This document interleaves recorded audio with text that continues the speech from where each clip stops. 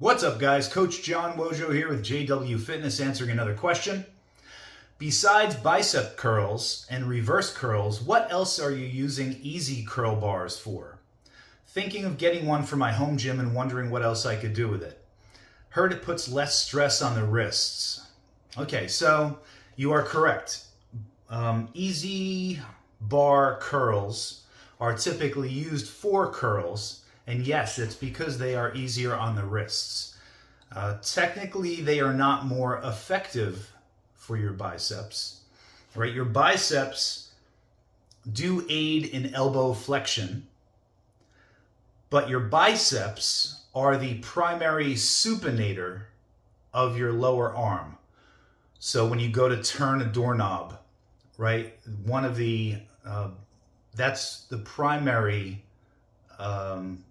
That's the primary action of your biceps is to supinate your lower arm, which means that when you're doing any type of bicep curls, that's why when you're doing, let's say, alternating dumbbell curls, as the dumbbell comes up, you want to supinate, you want to turn your wrist out as hard as possible to activate the biceps to the greatest extent possible. When you're doing a straight bar curl, then you are technically better off using a straight barbell because that is going to keep your lower arm as supinated as possible in order to do your bicep curls and thus activating your biceps to the greatest extent possible.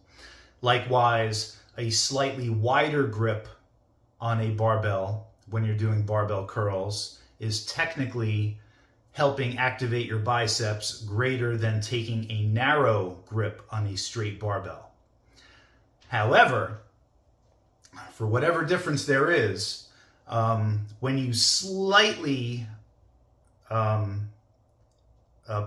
your wrists or not supinate them as greatly by using the proper grip on an easy curl bar, it does take a little pressure off your wrist. Some people, it's just very difficult to do a straight barbell curl because it does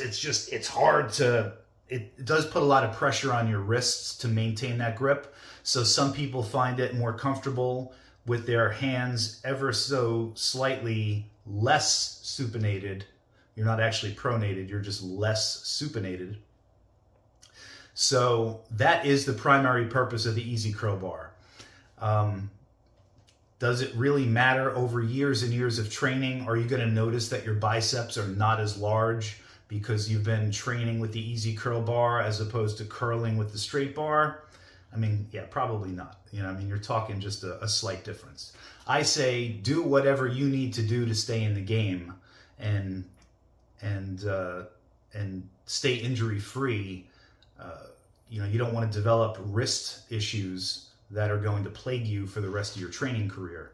So if you have to use an easy curl bar instead of a straight bar, my personal feeling is that it's really not going to matter a whole ton over years and years of training. I think you're still going to reach your maximum level of bicep development, whether you use an easy curl bar or a straight bar. I don't think it's really going to make a difference. It's like arguing over a very small point. But technically, though, if you technically want to maximize the stimulus to your biceps, then yes, you want to pronate your lower arm or supinate your lower arm as much as possible when you're curling. And then given the choice, you would choose a straight bar over an easy curl bar. Having said that, other exercises you could do with an easy curl bar is any type of tricep extension, I find. Again, because it's much easier to keep your elbows a little bit closer in, and it's much easier on your wrists by having just that little bit. Obviously, when you're doing a tricep exercise, you are pronated, you're not supinated, right?